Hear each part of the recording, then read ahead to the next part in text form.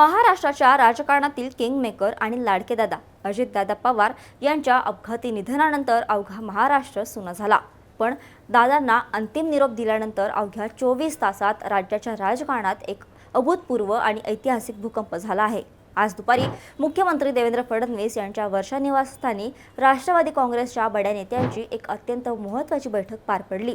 ही बैठक साधीसुधी नव्हती, तर तब्बल 1.25 तास चाललेल्या या बैठकीत राष्ट्रवादीच्या नेत्यांनी मुख्यमंत्र्यांसमोर असा एक प्रस्ताव ठेवला आहे ज्याने राज्याच्या सत्तेची सर्व समीकरणं बदलून जाणार आहेत। आजच्या या विशेष व्हिडिओमध्ये आपण पाहणार आहोत की त्या 1.25 तासात वर्षा बंगल्याच्या बंद दाराआड नक्की काय घडलं, राष्ट्रवादीने कोणता मास्टर प्लॅन मुख्यमंत्र्यांसमोर मांडला आहे आणि सर्वात महत्त्वाचं म्हणजे देवेंद्र फडणवीस हा प्रस्ताव मान्य करणार का। या बैठकीत नक्की काय घडलं आणि उपमुख्यमंत्री पदाबाबत काय चर्चा झाली, हे सगळं आपण या व्हिडिओच्या माध्यमातून जाणून घेणार आहोत। नमस्कार, मी मृदुला आणि तुम्ही पाहताय थोडक्यात। आज दुपारी ठीक 12 वाजता राष्ट्रवादीचे दिग्गज नेते मंत्री छगन भुजबळ, प्रफुल्ल पटेल आणि प्रदेशाध्यक्ष सुनील तटकरे, माजी मंत्री धनंजय मुंडे आणि मंत्री हसन मुश्रीफ हे सर्वजण वर्षा बंगल्यावर दाखल झाले। सर्वांच्या नजरा या भेटीकडे लागल्या होत्या। आत काय चर्चा होणार याकडे अवघ्या महाराष्ट्राचं लक्ष होतं।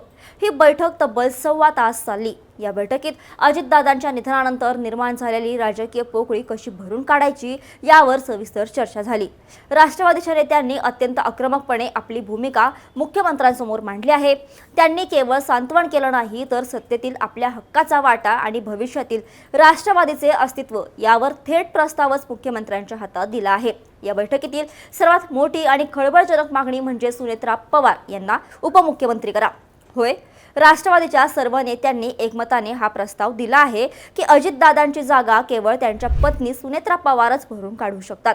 राष्ट्रवादीच्या कार्यकर्त्यांमध्ये आणि आमदारांमध्ये एकोपा टिकवून ठेवण्यासाठी सुनेत्रा पवार यांना सत्तेत मानाचे स्थान मिळणं गरजेचं आहे, असा पवित्रा या नेत्यांनी घेतला आहे। नेत्यांचं म्हणणं आहे की अजितदादांनी ज्या ताकदीने पक्ष आणि सत्ता सांभाळली तो वारसा पुढे नेण्यासाठी सुनेत्रा पवार या सक्षम आहेत।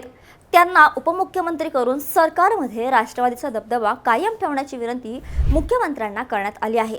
आता प्रश्न हा उरतो की प्रशासकीय अनुभव नसतानाही सुनेत्रा पवार या पदाला न्याय देऊ शकतील का। पण राष्ट्रवादीच्या नेत्यांनी मात्र या नावावर शिक्कामोर्तब केलं आहे। या भेटीत नेमकी कोणती चर्चा झाली याबाबत प्रफुल्ल पटेल यांनी माध्यमांशी बोलताना महत्त्वाची माहिती दिली आहे। प्रफुल्ल पटेल म्हणाले की देवेंद्र फडणवीसांसोबत आज केवळ प्राथमिक चर्चा झाली आहे।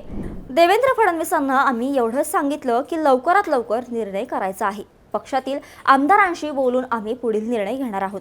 आज इतकेच आम्ही फक्त देवेंद्र फडणवीसांना सांगितलं। सुनेत्रा पवार यांच्या नावाची आज अधिकृत चर्चा केली आहे। कोणाला उपमुख्यमंत्री पदावर बसवायचं हे आमदारांशी बोलून निर्णय घेणार आहोत। सगळ्यांच्या भावना समजून आम्ही निर्णय घेऊ। सुनेत्रा पवार उपमुख्यमंत्री होणार का या प्रश्नावर बोलताना प्रफुल्ल पटेल पुढे म्हणाले की सुनेत्रा पवार यांच्या नावाची चर्चा आम्ही बैठकीत केली आहे। ती आम्ही अंतर्गत चर्चा केली आहे। आम्ही जनभावनेचा, आमदारांचा विचार करत आहोत आणि आमची स्वतःची ही भावना आहे की योग्य निर्णय केला पाहिजे। अजूनही राजकीय शोक आहे, घरचे कार्यक्रम चालू आहेत। आम्ही सुनेत्रा पवार यांच्याशी बोलणार आहोत। किमान घरचे कार्यक्रम आटपून रात्री किंवा उद्या चर्चा करू। लवकरात लवकर आम्ही ही जागा भरू आणि योग्य निर्णय घेतला जाईल। केवळ उपमुख्यमंत्री पदच नाही, तर राष्ट्रवादीच्या नेत्यांनी दुसरी एक मोठी अट घातली आहे। अजितदादांकडे अर्थ, उत्पादन शुल्क आणि क्रीडा यासारखी अत्यंत वजनदार खाती होती। विशेषतः अर्थ खाते हे सत्तेचे केंद्र मानले जाते।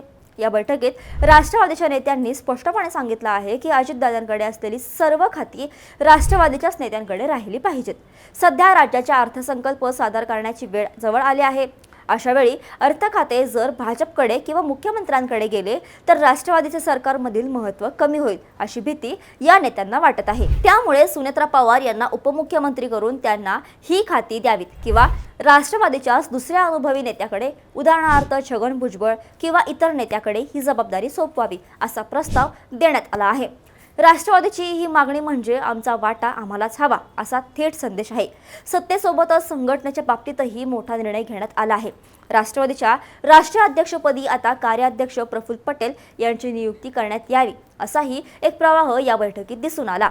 अजितदादांच्या अनुपस्थितीत दिल्लीत आणि राष्ट्रीय पातळीवर पक्षाची बाजू मांडण्यासाठी प्रफुल्ल पटेल हेच योग्य चेहरा आहेत, असे नेत्यांचे मत आहे। यावरून हे स्पष्ट होतंय की राष्ट्रवादी काँग्रेसला आपले स्वतंत्र अस्तित्व जपायचं आहे. जरी विलिनीकरणाच्या चर्चा सुरू असल्या तरी नेत्यांना सध्या तरी स्वतःची वेगळी चूल कायम ठेवायची आहे. आता सर्वात महत्त्वाचा प्रश्न, हा प्रस्ताव मुख्यमंत्री देवेंद्र फडणवीस यांना मान्य आहे का?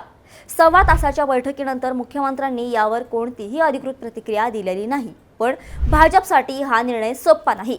सुनेत्रा पवार यांना थेट उपमुख्यमंत्री केल्यास महायुतीतील इतर घटक पक्षांची, उदाहरणार्थ शिंदे गट यांची प्रतिक्रिया काय असेल?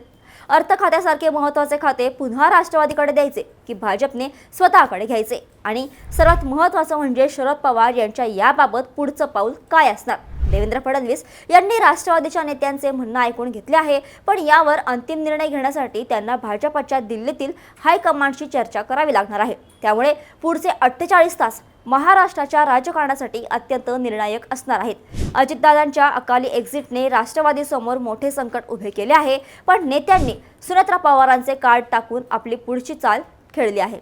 सव्वा तासाची बैठक पार पडली. प्रस्ताव मुख्यमंत्र्यांच्या टेबलावर पोहोचला आहे. सुनेत्रा पवार महाराष्ट्राच्या नव्या उपमुख्यमंत्री होणार का? राष्ट्रवादीची खाती राष्ट्रवादीकडेच राहणार का? राजकारणात काही वेगळाच ट्विस्ट पाहायला मिळणार. तुम्हाला काय वाटतं? तुमचं मत खाली कमेंट्समध्ये नक्की सांगा. राजकारणातील अशाच इनसाइड बातम्यांसाठी थोडक्यातला फॉलो आणि सबस्क्राईब करायला विसरू नका.